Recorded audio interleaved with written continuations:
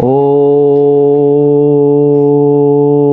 सहना भवतु सहनो भुनक्तु सह वीर्यं करवावहे तेजस्विनावधीतमस्तु मा विद्विषावहे। ओम शांतिः शांतिः शांतिः। हे कृष्ण करुणा सिंधो दीनबंधो जगतपते गोपेश गोपिका कांतं राधाकांतं नमोस्तुते। गुरुर्ब्रह्मा गुरुर्विष्णु गुरुर्देव महेश्वरा गुरुर् साक्षात् परब्रह्म तस्मै श्री गुरवे नमः। तेवीची ऐकानिक एक येथुनी शब्दश्री सचास्त्रिक आणि महाबोधी कोळिक दुनावली। भगवंताच्या असीम कृपेने विश्वमाऊली ज्ञानोबरायाच्या कृपेने सद्गुरुदेवाच्या आशीर्वादाने आज आपण ज्ञानेश्वरीतील ओवी क्रमांक 34 पासून प्रारंभ करत आहोत। रोज आपण चिंतनामध्ये ज्ञानेश्वरीचा जो अर्थ आहे तो अर्थ आपण पाहत असतो। अजून ज्ञानेश्वर महाराजांनी जी काही टीका आहे गीतेवर ती टीका प्रारंभच केली नाही। सुरुवातीला ज्ञानेश्वर महाराज जी काही मंगलाचरण आहे मंगलाचरण करत आहे। पुन्हा हा जो काही ग्रंथ गीता ग्रंथ आहे या गीता ग्रंथाच्या विषयी सांगत आहे। तर त्या संबंधाने माऊली ज्ञानोबराय सांगतात की तेवीची ऐका अनिक येथुनी शब्दश्री सचास्त्रिक आणि महाबोधी कोळिक दुनावली।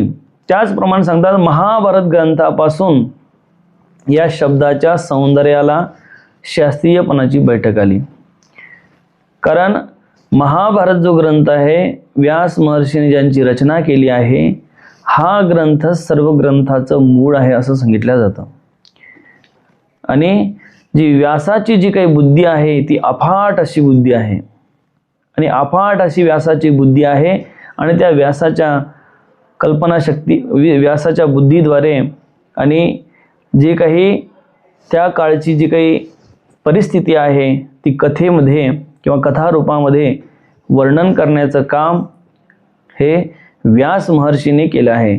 एवढंच नाही तर जे काही ब्रह्मबोध आहे, कारण ब्रह्माचा विचार केला तर ब्रह्म कसं आहे निरास आहे, परमात्मा निर्गुण निराकार आहे, रंग नाही रूप नाही नाही वर्णछाया, ना त्याला रंग आहे ना त्याला रूप आहे, परंतु तरीही सुद्धा तोच परमात्मा ज्यावेळेस सगुण साकार होऊन येतो, तोच परमात्मा ज्यावेळेस पंढरीचा विठ्ठल होऊन पंढरपूरला येतो, तोच परमात्मा ज्यावेळेस गोकुळात कृष्ण रूपाने येतो, तोच परमात्मा ज्यावेळेस अयोध्यामध्ये राम रूपाने येतो, तोच परमात्मा वेगवेगळ्या प्रकारचे अवतार धारण करतो, त्यावेळेस तो सगुण साकार होऊन माणसाला काय करत असतो, एक उपदेश करत असतो नव्हे नव्हे। आता भगवंताने सांगितलंच आहे की बाबा मी धर्माचं रक्षणही करतो आणि काय करतो साधूचं रक्षण करतो, धर्माचं रक्षण करतो, धर्म आणि धर्माची संस्थापना करतो। साधूच्या रक्षणासाठी आणि धर्माच्या संस्थापनेसाठी मी येत असतो। धर्म संस्थापनार्थाय संभवामी युगे युगे, युगायुगामध्ये मी अवतार धारण करत असतो। परंतु हा निर्गुण निराकार परमात्मा जोपर्यंत निर्गुण निराकार स्वरूपामध्ये आहे तोपर्यंत निरस आहे। परंतु ज्यावेळेस तो सगुण साकारामध्ये येतो त्यावेळेस तो कसा होतो तर रसयुक्त होतो।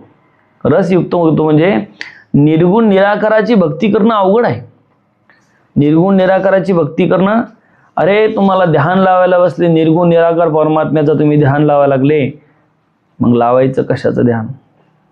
ओंकाराचं ध्यान करतात, इतकं सहज नाही। परंतु ती सगुण साकार परमात्म्याची जर मूर्ती आपल्याला ध्यानामध्ये आणायची असेल तर ती सहज आहे आणि सोपी आहे।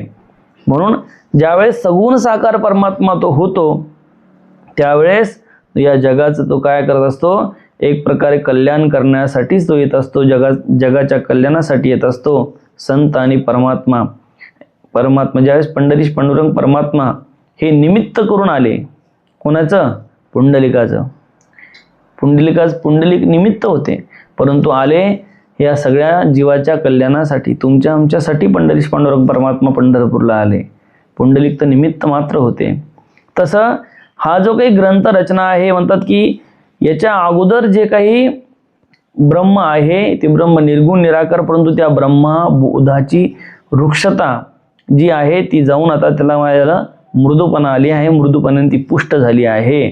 म्हणून हा जो काही महाभारत ग्रंथ आहे, या ग्रंथामध्ये असं सांगतात की महाभारत ग्रंथच मूळ आहे. कारण म्हणून महाभारती नोहे ते म्हणून महाभारती नाही ती नोहे लोकीतीही येणे कारणे म्हणी पिपाही व्यासोचिष्ट जगत रे. व्यासाचं सगळं उच्चिष्ट आहे असं म्हटलं जातं. ए चातुर्य शहाणे झाले प्रमेय रुची साले आणि सौभाग्य पोखली सुखाचे इथे. काय सांगतात ज्ञानोबर आहे की ज्यावेळेस या ग्रंथाची रचना झाली त्यावेळेस सांगतात की या ठिकाणी काय चातुर्य शहाणे झाले प्रमेय रुची साले आणि खऱ्या अर्थानं जे काही त्यानंतर पुन्हा सांगता माधुर्य मधुरत्रा शृंगारी सुरेखता रूढपणे उचिता दिसते भले. अशा पद्धतीने 2 ओव्या सांगितले. एक चातुर्याला चतुरता प्राप्त झाली, चातुर्याला चतुरता म्हणजे चातुर्य सुद्धा त्याला पुन्हा चतुरता प्राप्त झाली आणि नीरस ब्रह्म सिद्धांताला रुची आली आणि सुखाचं वैधव्य म्हणजे विषय सुखाचा नाशिवंतपणा जाऊन त्याचं सौभाग्य वाढलं आहे आणि त्याला अखंडता प्राप्त झाली आहे. कशाला? अरे आपण विषयामध्ये सुख मानण्याचा प्रयत्न करतो, परंतु विषयामध्ये सुख नाही, ब्रह्मबोधामध्ये सुख आहे. ज्यावेळेस तुम्हाला ज्ञान होईल, ज्ञान झाल्यानंतर मग मात्र तुमची स्थिती जी आहे ती स्थिती सम होऊन जाईल. त्याच्या दृष्टिकोन सगळीकडे काय सम दिसेल. पंडित हा समदर्शिन हा, जसा पंडित लोक आहे त्या पंडित म्हणजे या ठिकाणी पंडित म्हणजे कोण? ओ पंडितजी, पंडित म्हणजे कोण? ज्याला सगळे समान दिसतात. काय? सगळे समान दिसतात. शुनी चैव शोभाकेच पंडितः समदर्शिनी. त्याला आहे का नाही? शुनी चैव शोभाकेच पंडितः समदर्शिनी. ज्याला सगळ्यामध्ये समानता दिसते तो पंडित, तो पंडित. तर अशा पद्धतीने असं सांगतात की खऱ्या अर्थानं विषय सुखाचा नाशिवंतपणा जाऊन खरं सुख प्राप्त झालं. सगळे विषयामध्ये, विषयाचं सुख काय? क्षणिक आहे, क्षणभंगूर आहे. आणि क्षणभंगूर एका क्षणामध्ये विषयाचं सुख भासतं, एका क्षणामध्ये तेच लगेच दुःखात परिवर्तित होतं. थोडंच ते सुख आहे, परंतु आपण पाहिलं होतं सुख पाहता जवा पाडे दुःख पर्वता एवढे. तर माधुर्य मधुरता शृंगारी सुरेखता सांगतात की गोडीचा गोडपणा आणि शृंगार रसाचा सुरेखपणा, योग्यपणाला योग्य म्हणून जी प्रसिद्धी आली आहे ती यामुळेच. अहो आणखीन गोडीला गोडी आली, गोडीला गोडी आली. तुम्ही म्हणसाल गोडीला गोडी कशी आली? काय? गोडीला गोडी कशी आली? अहो जसं एखाद्या माणसाला सांगितलं तुम्ही आजारी आहे, आजाराने त्रस्त आहे. आता लक्ष्मण सारख्या महाराजाला सांगितलं, लक्ष्मण महाराजाला सांगितलं बाबा की तू तर आजारी आहे, तर आता काय करावं लागलं? औषध घ्यावे लागल. मग औषध घ्यायचं म्हटल्यानंतर त्याला काय आला? कंटाळा आला. औषध तर कडू असतं, औषध कडू असतं, मग कंटाळा आला. कारण कडू त्याला आवडतं का? नाही, कडू अजिबात त्याला आवडत नाही. परंतु औषध घ्यायचं दवाखान्यात गेला आणि दवाखान्यात गेल्यानंतर मग पुन्हा त्याला सांगितलं की औषध सुद्धा गोड आहे. आता औषध गोड आहे म्हटल्यानंतर पहिलंच गोड आवडतं आणि त्यात पुन्हा बिमारीवर उपचार म्हणून औषध सुद्धा गोड भेटतं. मग त्याच्यामध्ये त्याचा आणखीन गोडी वाढली का राहिली? तो आता 2 टाइम घ्यायचा, तो ठरला म्हणा 3 टाइम द्या मला, आहे की नाही? तर सांगायचं तात्पर्य की गोडीचा गोडपणा, शृंगार रसाचा सुरेखपणा, शृंगार रसाचा सुरेखपणा. शृंगार रस कशाला म्हणतात? अहो 9 रस आहे. काय 9 रस आहे? काल आपण काही वर्णन केलं होतं. तर शृंगार रस ज्याच्यामध्ये शृंगारता दाखवली असते, शृंगार रस केला जातो. जसं नाटकामध्ये काय असतं, जास्त शृंगार रस असतो. जो नाटक करणारा असतो त्याला सजवलेलं असतं आणि तो त्याद्वारे लोकांचं काय करतो, मनोरंजन करण्याचं प्राप्त करतो. त्या शृंगार रसाला सुद्धा सुरेखता प्राप्त आली आहे आणि योग्यपणाला योग्य म्हणजे जी प्रसिद्धी आली आहे, योग्यपणाला पुन्हा योग्यता प्राप्त झाली आहे. हे कशामुळे? या ग्रंथामुळे. कोणत्या ग्रंथामुळे? महाभारत ग्रंथामुळे. एत कळा विदपणा कळा पुण्यासी प्रतापा आगळा म्हणून जन्मजयाचा अवलिळा दोष हरले. या ठिकाणी सांगतात कलाने कळा नैपुण्य यांच्यापासून आलेच आहे. कला नैपुण्य आपण म्हणतो की हा कलेमध्ये निष्णांत आहे, हा म्हणतो हा कलेमध्ये परिपूर्ण आहे. कसा आहे? परिपूर्ण आहे. कलेमध्ये निष्णांत आहे, त्याची कला एक नंबर आहे. तसं कलेला खऱ्या अर्थानं नैपुण्यता जी आहे ती या ग्रंथामुळे आली. कारण या ग्रंथामध्ये सगळ्या प्रकारचे रस आहे आणि सगळ्या प्रकारचं, कारण सुरुवातीलाच मी तुम्हाला सांगितलं, जे महाभारती नाही ते नोहे लोकी ती. महाभारतामध्ये असं काय नाही की जी या तिन्ही लोकांमध्ये नाही, म्हणून संपूर्ण या महाभारतामध्ये आहे. आणि या महाभारताच्या सामर्थ्यानेच काय दोष जाणण्याचं सामर्थ्य सुद्धा यांच्या ठिकाणी आलं आहे. या महाभारत श्रवण केल्यानंतर, हे महाभारत श्रवण केल्यानंतर माणसाचे दोष जळून जातात. महाभारत श्रवण माणसाचे दोष जळून, मग असं उदाहरण आहे का की महाभारत ज्यांनी श्रवण केलं आणि त्याचे सगळे दोष जळून गेले, असं उदाहरण सांगता येईल का? त्यावेळेस माऊलीनेच उदाहरण सांगितलं की म्हणून जन्मजयाचा अवलिळा दोष हरले. अहो जन्मजय आहे, त्या जन्मजयाचे जे काही दोष होते ते दोष महाभारत श्रवणाने काय झाले? गेले. कशामुळे गेले? महाभारत श्रवणामुळे दोष गेले. कोणाचे? जन्मजयाचे जे दोष आहे ते महाभारत. हा जन्मजय म्हणजे कोण होता? जन्मजय राजा होता. मग जन्मजय कोणाचा मुलगा आहे? परीक्षित महाराजांचा मुलगा आहे. आणि परीक्षित महाराज कोणाचे मुलगा आहे? तर अभिमन्यूचा. आणि अभिमन्यू कोणाचा मुलगा आहे? अर्जुनाचा. तर अर्जुनाचा मुलगा अभिमन्यू, अभिमन्यूचा मुलगा परीक्षित आणि परीक्षितचा मुलगा जन्मजय. आणि हा जो काही जन्मजय आहे, या जन्मजयाने आपल्या पित्याचा जो काही बदला घेण्यासाठी, कारण जो परीक्षित राजा आहे त्या परीक्षित राजाला तक्षक नावाचा साप डसला होता. कोणता? तक्षक. परीक्षित राजाला शाप देण्यात आला आणि शाप देण्यात आला त्यावेळेस की येत्या 7 दिवसामध्ये काय होईल? येत्या 7 दिवसामध्ये शमीक ऋषीने शाप दिला होता. 7 दिवसामध्ये तक्षक नावाचा साप येऊन काय करेल? डसेल. आता त्याची कथा अशी आहे की परीक्षित राजा जो आहे तो परीक्षित राजा खूप धार्मिक होता आणि शेवटी तो अर्जुनाचा नातू होता, अभिमन्यूचा पुत्र होता. आणि हा परीक्षित राजा धार्मिक होता, प्रजेचं पालन करणारा होता, सात्विक होता.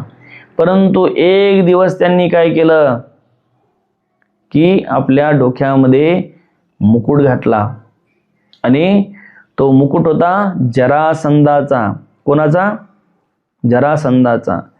आणि पहिली गोष्ट म्हणजे कलियुगाचा प्रारंभ झाला होता आणि याच कलियुगामध्ये जन्मजय हे राज्य करत होते. हा कलियुगाचं ताडण या परीक्षित राजाने केले होते, परंतु त्यांनी सांगितलं मला या कलियुगामध्ये राहू द्या. आणि त्यावेळेस कलियुगामध्ये कलीला राहण्यासाठी स्थान देण्यात आले. तर स्थान देण्यात आलं तर त्याच्यामध्ये एक स्थान हे सुद्धा देण्यात आलं की सुवर्णामध्ये कलीचा वास आहे. कशामध्ये? सुवर्णामध्ये. सुवर्ण सुद्धा त्यांना देण्यात आलं. आणि सुवर्ण त्यांना देण्यात आल्यानंतर जे काही एक दिवस त्यांनी जो काही मुकुट घातला तो सुवर्णाचा तर होताच, परंतु तो जरासंधाचा होता. आणि जरासंधाचा असल्यामुळे जरासंधाचे जे संस्कार होते ते संस्कार सुद्धा त्या टोपामुळे त्यांच्यामध्ये आले.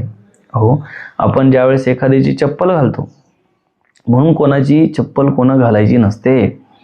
एखाद्याचे कपडे घालतो, एखाद्याच्या झोपायच्या कपड्यावर आपण झोपलो तर त्या कपड्यावर सुद्धा संस्कार असतात. एखाद्याची चप्पल आपण घातली तर त्याचे सुद्धा त्याच्यात संस्कार असतात. एखाद्याचे कपडे आपण घातले तर त्याच्यामध्ये त्याचे संस्कार असतात. आणि त्याच्यामध्ये त्याचे संस्कार असल्यामुळे ते संस्कार काय करतात तर आपल्यामध्ये प्रवेश करत असतात. आपल्यामध्ये ते संस्कार प्रवेश करत असतात. म्हणून कोणाचेही कपडे कधी घालायचे नाही, कोणाचीही चप्पल कधी घालायची नाही, कोणाच्या पांघरुणावर बसायचं नाही, कोणाच्या अंथरुणावर झोपायचं नाही. आपण आपल्या अंथरुणावर झोपायचं आणि आपलं जे काही अंथरुण आहे हे आपल्यासाठी योग्य आहे. दुसरा व्यक्ती कसा आहे काय आहे, आपण जातो कुठेही लोळतो, कोणाच्या गादीवर झोपतो, पण हे योग्य नाही. जायचं असेल तुम्हाला कुठे प्रवासात तुम्ही गेले, कुठं हॉटेलमध्ये राहायचं काम पडलं, कुठे राहायचं काम पडलं तर काय करायचं, आपलं स्वतःचं बेडशीट स्वतःचं अंगावरला सोबत घेऊन जायचं.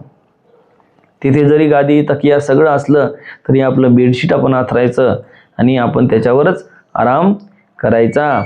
म्हणून कोणाच्या कपड्यावर झोपत नसतात, कोणाच्या कपड्यावर बसत नसतात, त्याचे संस्कार आपल्यामध्ये येत असतात. आणि हा जो काही परीक्षित राजा आहे याने एक दिवस काय केलं, जरासंधाचा मुकुट आपल्या डोक्यामध्ये घातला. कोणाचा? जरासंधाचा.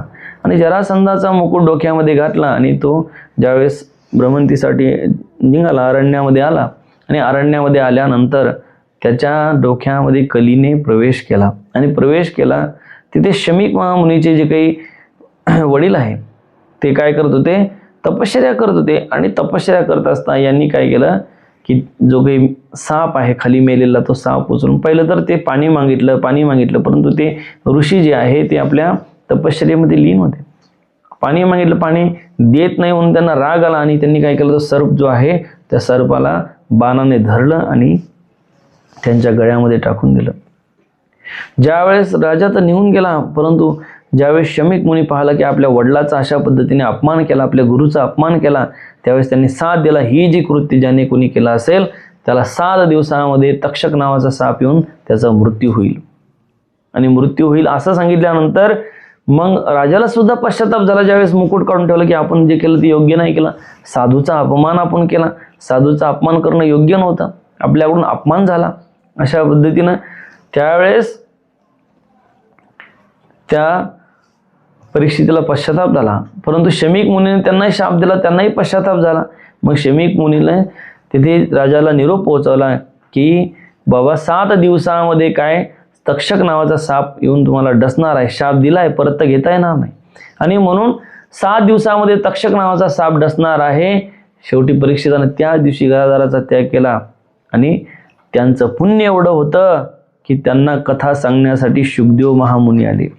त्यांना कथा सांगण्यासाठी शुकदेव महामुनी तिथे आले आणि 7 दिवस त्यांनी कथा तर श्रवण केली.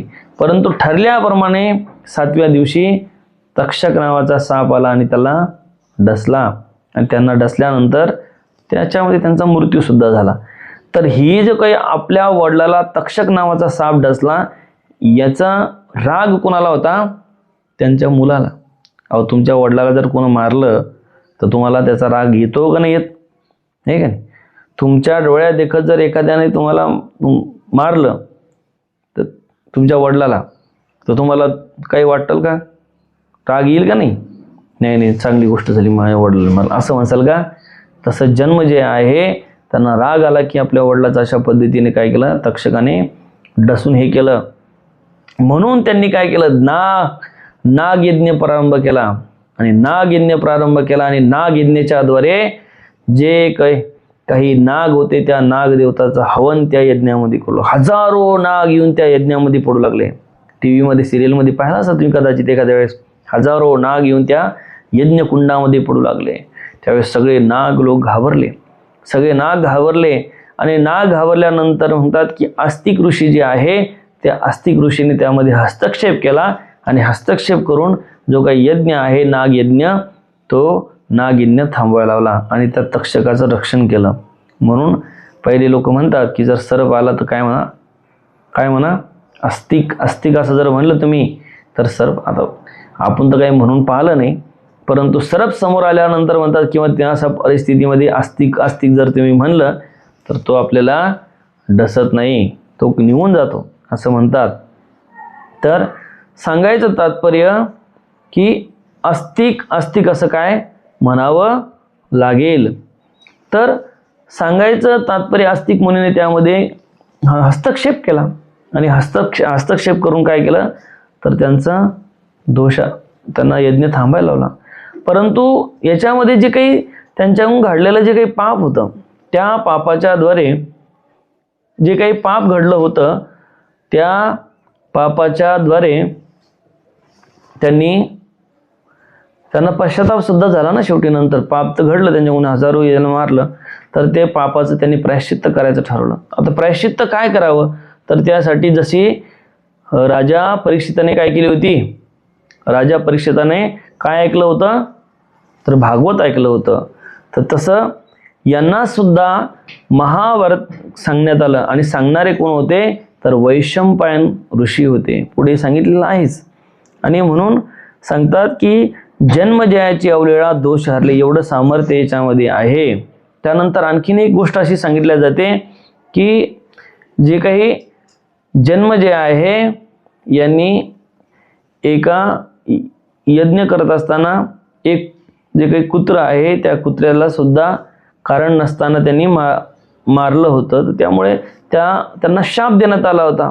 त्याच्यापासून मुक्तता करण्यासाठी सुद्धा त्यांनी काय केलं तर अशा पद्धतीने महाभारताचं श्रवण केलं. महाभारत श्रवण केल्याने माणसाचे संपूर्ण दोष नष्ट होतात असं सांगितलं जातं. आणि पाहता नावेक रंगी सुरंगतेचे आगळिक, गुन्हा सगुणपणाचे बीक बहुवस येथे. आणि पाहता नावेक या ठिकाणी पुन्हा सांगतात की जर विचार केला, घटकाभर विचार केला तर असे दिसून येते की बाहेरपणा विलक्षण वाढला, तो गुणाला सद्गुणपणाची खूप वाढ झाली आहे. कशामुळे झाली तर याच्यामुळे महाभारतामुळे. भानु तेजे धवळे जैसे त्रैलोक्य दिसे उजळे तैसे व्यासमती कवळले मिरी विष. आता या ठिकाणी बघा, भानु तेजे धवळले, भानु कशाला म्हणतात सूर्याला, भानु कशाला म्हणतात सूर्याला. भानु तेज धवळले, जसा रात्रीचा प्रकाश पडलेला, अंधार पडलेला आहे आणि सकाळी सूर्य उदय झाल्यानंतर संपूर्ण ठिकाणी काय होऊन जातं प्रकाश होऊन जातो. सगळीकडे सूर्यकिरण दिसायला लागतात, सूर्यकिरणाचे प्रकाश पडून जातो आणि त्या प्रकाश एवढा प्रचंड असतो की अंधार कुठे दिसत नाही. दिसतो का? तुम्ही जर अंधाराला शोधायला जरी गेले दिवसा तर अंधार दिसतो का? नाही. जिथे जिथे सूर्यप्रकाश जातो त्या ठिकाणी संपूर्ण काय असतो प्रकाशच असतो. म्हणून आणि पाहता नावेक रंगी सुरंगतेचे अगळिक, गुन्हा सगुणपणाचे बीक बहुवस येथे. या ठिकाणी असं सांगितलं आहे की त्या पद्धतीने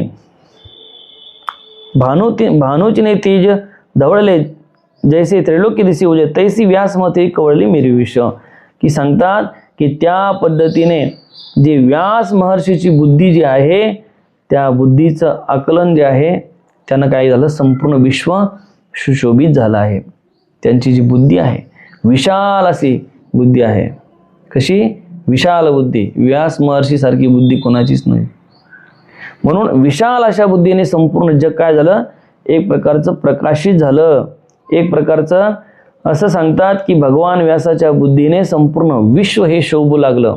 जसं सूर्याच्या उदयानंतर जसं संपूर्ण सृष्टी प्रकाशमय होती तशी व्यास महर्षीच्या या बुद्धीमुळे किंवा त्यांच्या जे काही त्यांनी जे काही ग्रंथ लिहिला त्या ग्रंथ रचनेमुळे काय झालं तर संपूर्ण विश्व शोभित झालं. का सुक्षेत्री बीज घातले ते आपुलिया परी विस्तारले तैसे भारती सुरवाडले अर्थजात. सांगतात सुक्षेत्री बीज घातले. अहो जसं तुम्ही एक दाणा ज्वारीचा टाकता कशामध्ये शेतामध्ये, परंतु कोणत्या शेतामध्ये पडीत पडलेल्या शेतामध्ये ज्याच्यामध्ये दगड आहे काटे आहे कुपाटे आहे तिथे टाकल्यानंतर सुपीक जमीन नाही मशागत केलेली नाही अशा ठिकाणी जर तुम्ही काय पेरलं ज्वारी पेरली ते ज्वारी होऊ शकते का? त्याला पाणी दिलं नाही काय नाही पडीत पडलेलं आहे त्यामुळे तण जास्त आहे तर अशा ठिकाणी ज्वारी असेल हरभरा असेल गहू असेल त्याचं परत पेड तुम्हाला होऊ शकणार नाही किंवा तुम्हाला त्याचं फळ मिळू शकणार नाही. परंतु ती जमीन सुपीक केलेली आहे सुंदर असं तिची मशागत झालेली आहे आणि सुंदर मशागत होऊन ती जी जमीन आहे त्या जमिनीमध्ये तुम्ही बीज पेरले तर ते बीज पेरले त्याला योग्यपणे योग्य वेळी पाणी देण्यात आलं पाणी त्याच्यावर पडलं तर त्या ज्यावेळेस ते बीज उगून येतात आणि उगून आल्यानंतर एका विशिष्ट कालावधीनंतर एका ज्वारीच्या दाण्याचे किती दाणे होतात? एका कणसाला किती दाणे येतात मोजले का कधी? 1000 दाणे येतात, आहे का नाही? 1000 नका धरू, पण 500-600 दाणे तर धरा, आहे का नाही? 500, 600, 700, 800 दाणे एका ज्वारीच्या कणसाला येतात की नाही? एक दाणा पेरला तर त्याच्या 500-600 पटीने ते आपल्याला परत करते. अहो, एक हरभरा तुम्ही पेरता तर ते एका हरभऱ्याच्या झाडाला किती 100, 200 घाटे येतात, 100 पटीने परत भेटतात. एक गव्हाचा दाणा पेरता तुम्ही 100 पटीने पुरा परत देते, ठीक आहे? तर सांगायचं तात्पर्य, परंतु त्यासाठी नियम काय सांगला? सुक्षेत्री बीज पेरले. जसं सुक्षेत्रामध्ये, चांगल्या क्षेत्रामध्ये, मशागत केलेल्या क्षेत्रामध्ये जसं बीज पेरलं तर त्याचं तुम्हाला परतफेड जसं भेटतं, ते जसं आपल्या परी विस्तारतं. तुम्हाला पेरायचं काम आहे, पेरल्यानंतर तुम्हाला एकदा दोनदा पाणी वगैरे द्यायचं असेल ते देऊ शकता, किंवा वरून आकाशातून जो पाणी पडतो, आभाळातून पाणी पडतो, त्याच्या भरोशावर ते येऊ शकतं.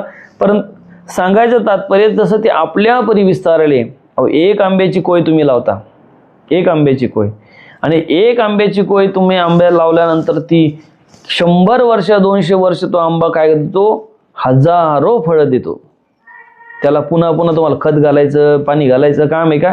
एकदा आंबा मोठा होऊन गेला की त्याला तुम्हाला काहीच करायचं काम नाही. ते आपल्या परी जसा विस्तारतो आणि त्याला हजारो फळं येतात.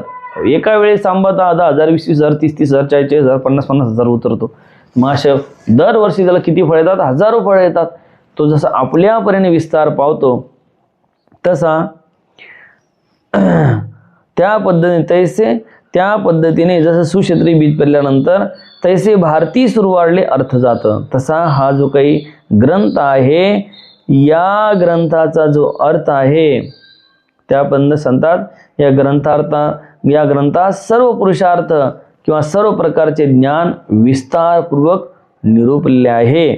काय सांगितलं? विस्तारपूर्वक याचा काय झालं आहे? निरूपले आहे. किंवा ना तरी नगरांतरी वसिजे, नगरांतरी वसिजे तरी नागरची होईजे, तसे व्यासक्ती तेजे धवळत सकळ. सांगतात नगरांतरी वसिजे, नगरा म्हणजे शहराला म्हटलं आहे. जसं शहरामध्ये राहणारे, शहरामध्ये कोण राहतात? सगळे नोकरीवाले, याच्यावाले सगळे कुठे जातात? चालले चिखलीला. बोरगावकडे कोण राहतं का? नोकरीवाले. कुठं राहायचं? चिखली. का? तर बाबा तिथं चांगले लोक आहे, सुशिक्षित लोक आहे. आज सुद्धा अशी मान्यता आहे का नाही की शहरामध्ये राहणारे लोक काय असतात? सुशिक्षित राहतात. आणि खेड्यातले, आपल्याकडे म्हण आहे, खेड्यातले येडे, आहे का नाही, आणि शहरातले हुशार. त्यावेळेस ज्ञानोबारायाने सांगितले, त्यावेळेस सुद्धा अशी म्हण असेल की शहरामध्ये राहणारे काय आहे? कसे आहे?